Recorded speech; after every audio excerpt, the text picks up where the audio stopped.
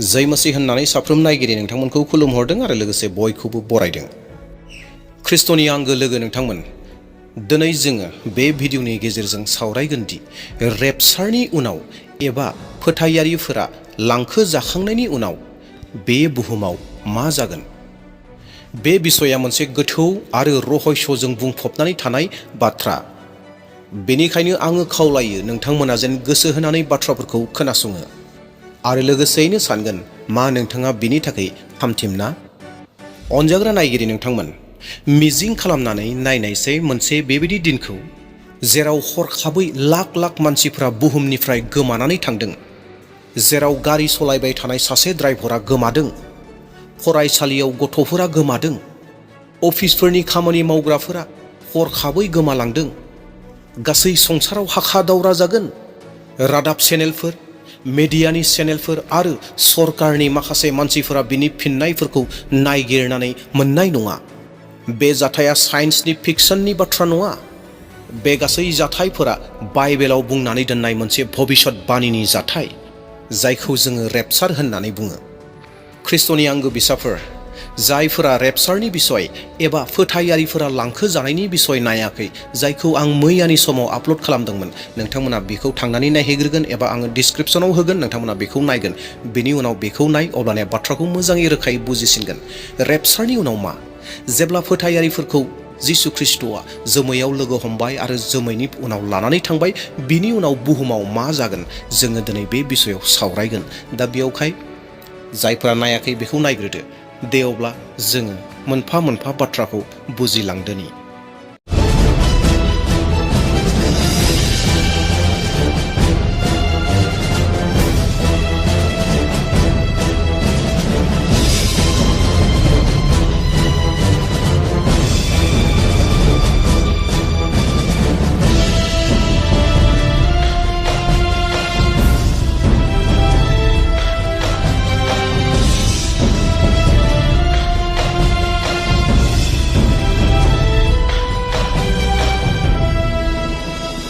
अनजाग्रा नायगिरि नोंथांमोन, थारैनो रेपचार जाखांनायनि उनाव मा जागोन?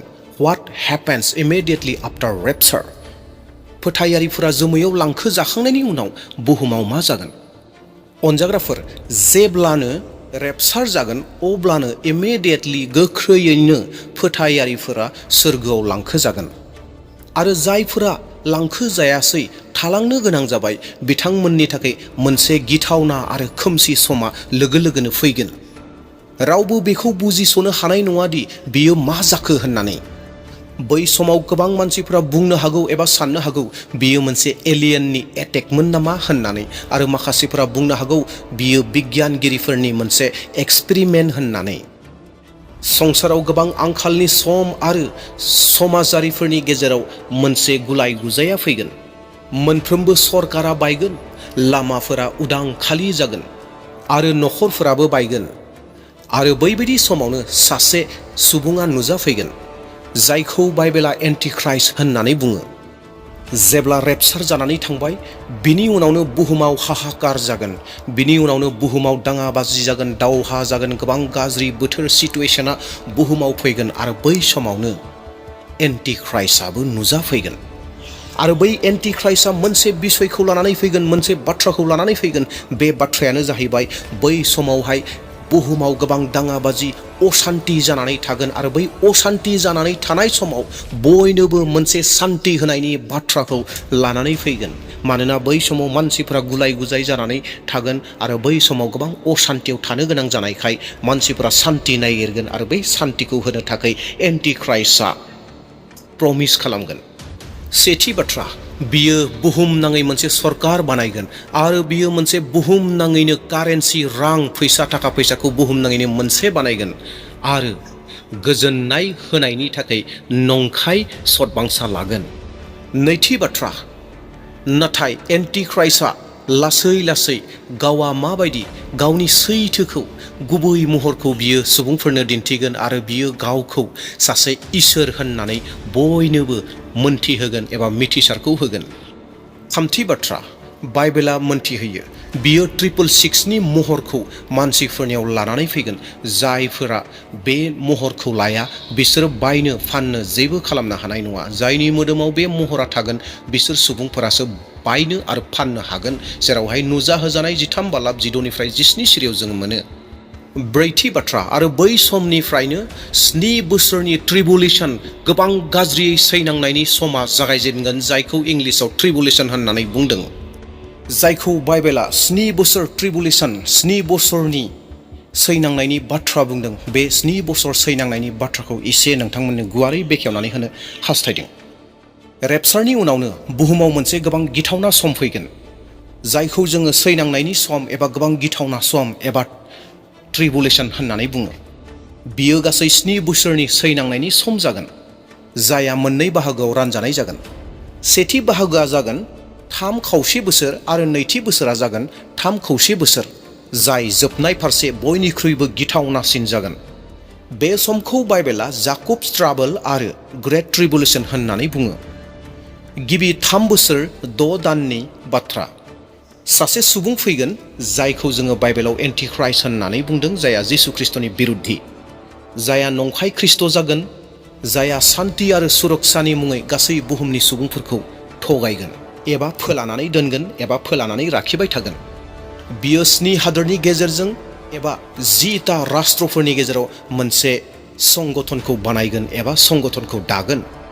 इजराइलारिफोरजों नंखाय सान्तिनि सुक्ति खालामगोन। धोरोम फोथायनायनि उदांस्रिनि नंखाय बारखौ बियो बोहैहोगोन एबा नंखाय बाथ्राखौ लानानै मानसिफोरखौ सोलिहोगोन। मानसिफोरा बै समाव सानगोन जे गासैबो थिग थाक जाजोब्बाय होननानै। नाथाय बिनि होनाय जिथु गोजोननाय, बे गोजोननाया अरायनि गोजोननाय जानाय नङा। बियो बारहुंखा फैनायनि आवगायाव सिरि थानाय बायदिसो जाग्रोगोन। एन्टिख्राइस्टआ 3 बोसोर 6 दान दङ गिबिनि, बे गिबिनि 3 बोसोर 6 दानाव मानसिफोरखौ फोथायहोगोन जे बियो मोनसे सान्ति लानानै फैगोन होननानै मानसिफोरखौ थगायनायावनो बिखौ समखौ हगारगोन। आरो बिनि उनाव 3 बोसोर 6 दान दंबावो, बैयाव माबायदि जागोन बेखौ एसे बुंनि। अनजाग्रा ख्रिस्ट'नि बिसाफोर, 3 बोसोर 6 दान नेक्स्ट फैगोन, जोबथा 3 बोसोर 6 दान फैगोन, बियो सैताननि थाखाय गावखौ सैतान होननानै बियो नुजाहोगोन। आरो बे समानो गोबां गिथावना सम जागोन, आरो बेखौनो बाइबेला महाक्लेश एबा ग्रेट ट्रिबुलेशन होननानै बुंदों। बे समा मानसि जातिनि थाखाय, सुबुं माहारिनि थाखाय बुहुमाव जाफेरै बयनिख्रुइबो गिथावनासिन जाथाया जागोन। अनजाग्रा प्रियफोर, गोबां गिथावना सम फैगोन। बे जाहैबाय गिबि फेम्फा सुनाय जागोन। आरो जेब्ला गिबि फेम्फा सुगोन अब्लाना मा फैगोन? अख्रांनिफ्राय अर आरो अन्थाइजों लोगोसे गोग्लैबोगोन, जेराव बुहुमनि खावथामनि खावसे बाहागोआ जोंनानै नस्थ' जागोन, फोजोबस्रां जाजोबगोन।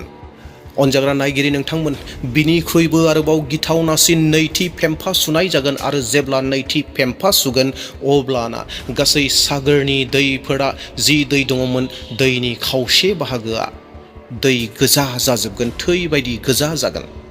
आरो जाय गोजा दैया बिसजों बुंफबनाय जागोन, सागोराव थानाय, दैयाव थानाय गासै जिब जुनारफोरा थैजोबगोन। आरो बिनि उनाव अनजाग्राफोर, थामथि फेम्फा सुगोन। जेब्ला थामथि फेम्फा सुगोन अब्लाना आरो बिनिख्रुइ गिथावनासिन जाबावगोन।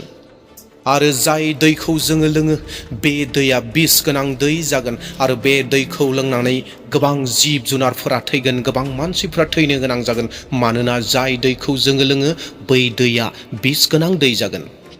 अनजाग्रा ख्रिस्ट'नि बिसाफोर, बिनिख्रुइबो गिथावनासिन आरोबाव ब्रैथि जेब्ला सुगोन, ब्रैथिखौ जेब्ला सुनानै होगोन अब्लानिया नख्राङाव थानाय सान, अखाफोर, हाथरखिफोरा खोमसि जागोन, सोरां होनाय नङा।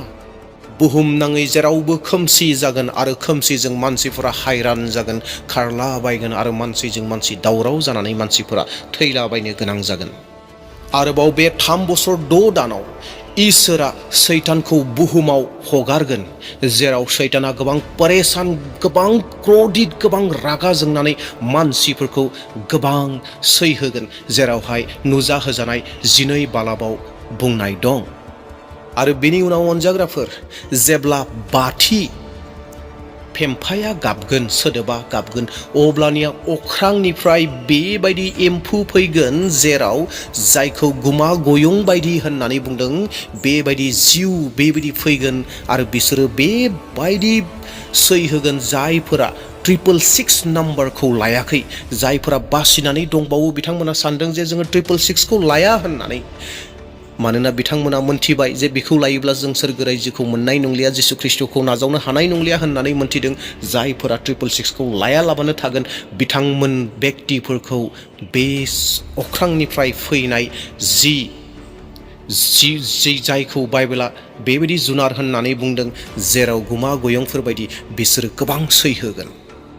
आरो जोबनायनि बे 3 बोसोर 6 सानाव एन्टिख्राइस्टआ, ख्रिस्ट'नि बिरुद्धिया ओरैबायदि मोनसे नियम लाबोगोन, रुल लाबोगोन। बे जाहैबाय बयनिबो खाफालाव नङाब्ला आगदा आखायाव बेबायदि 666नि महरखौ होगोन, जेरावहाय बेखौ गैयाब्लानो बायनो फाननो जेबो सुबिदा, जेबो खामानिखौ मावनो हानाय नङा। बेबायदि खान्थिखौ लानानै फैगोन। अनजाग्राफोर, आरो बे सिना जों बयबो मोनथिगौ बियो जोंनि खाफालाव नङाब्ला आगदा आखायाव थागोन। जेरैहाय दायो जोंनि मोदोमफोराव सोरबाया टेटु बानायनानै थायो, थिग बेबायदिनो माइक्र'चिप्स बेफोरबायदिनि गेजेरजों जोंनि खाफालाव नङाब्ला आगदायाव बेबायदि बै समाव दोनगोन एबा बियो लाहोथारगोन। अनजाग्रा ख्रिस्ट' प्रियफोर, बै समाव जायफोरा रेपचारजों लोगोसे लांफा जायाखै आरो बिथांमोना उनाव सैथोखौ मोनथिदों एबा सैथोखौ मोनथिबाय, आरो बिसोरो बै समाव ख्रिस्ट' बिरुद्धिनि उल्थायै गसंनानै थानो गोनां जागोन आरो बिसोर बिरुद्धियाव थानो गोनां जागोन। आरो बै समाव बिसोरो 666खौ लानाय नङा एबा जों लाया होननानै बुंगोन, आरो बै समाव लाया होननायनिबो बिसोरो सिथार जागोन।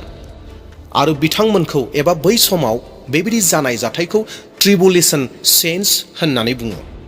आरो बिथांमोननि आत्माया बै समाव सोरगो रायजोआव इसोरजों लोगोसे सहैगोन। अनजाग्रा नायगिरि नोंथांमोन, बे जाहैबाय बै 7 बोसोराव मा जाथाय जागोन बेखौ गुसुं समनि गेजेराव आं नोंथांमोननो फोरमायबाय। फै आरोबाव जोङो आवगायलांबावदोनि दानियाबा।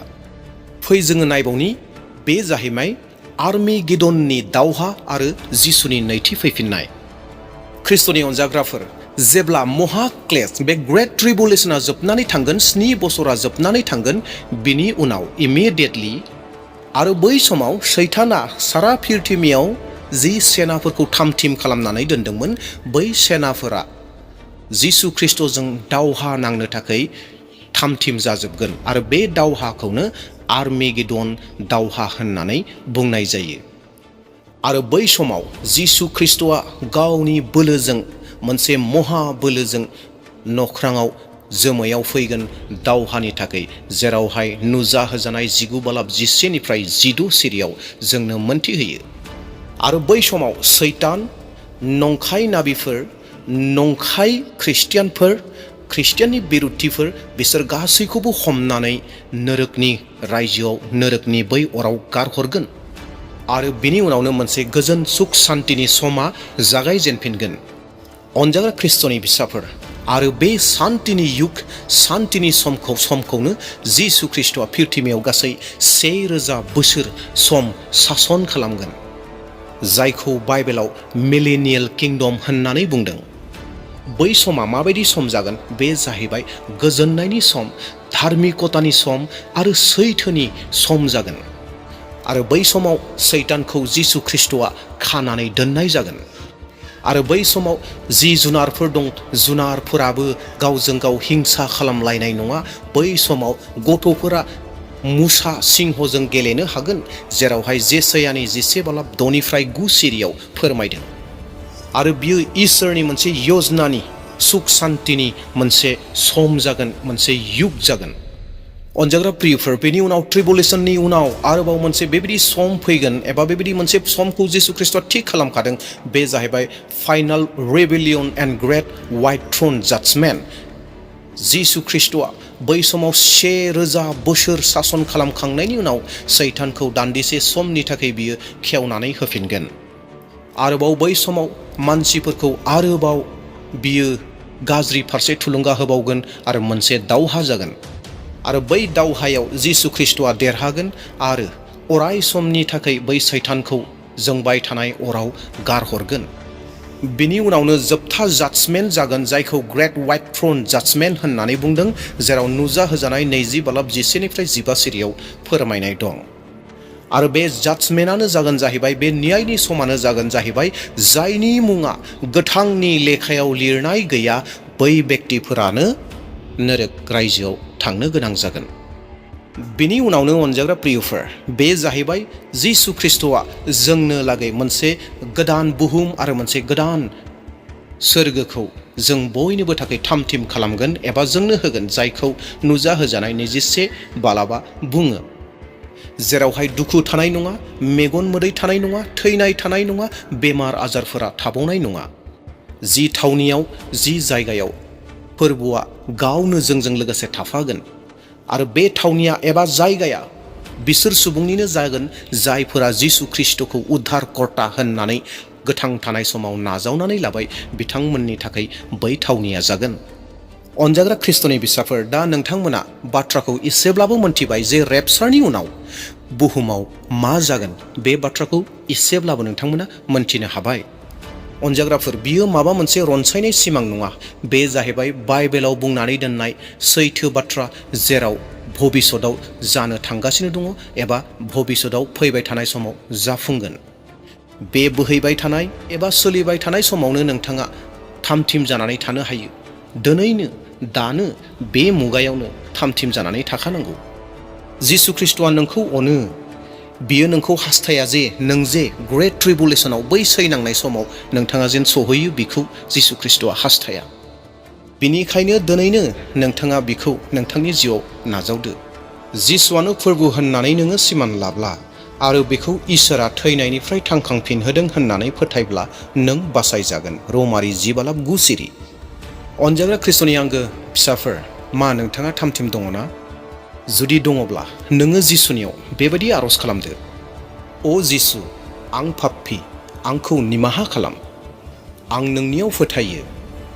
आंनि जिउआव फै आरो आंखौ उद्धार खालाम। आमेन। जुदि नोंथाङा थारैनो बे आर'जखौ खालामदोंब्ला, बाइबेल फराय, आर'ज खालाम आरो ख्रिस्टियान समाजजों खौसेथियाव था। ख्रिस्टियान साफ्रोमबो फोथायारिफोरजों लोगोसे था। जोबनायाव अनजाग्राफोर, मोनसे बाथ्राखौ गोसोआव लागोन: रेपचारआ जिखुनु समावनो हरखाबै जानो हागौ। बिनिखायनो थाम-थिम था आरो सिरि मोननानै था। इसोरा बयबो खोनासंग्रा आरो नायग्रा साफ्रोमखौबो आशीर्बाद खालामथोंसै। जय मसीह। Thank you.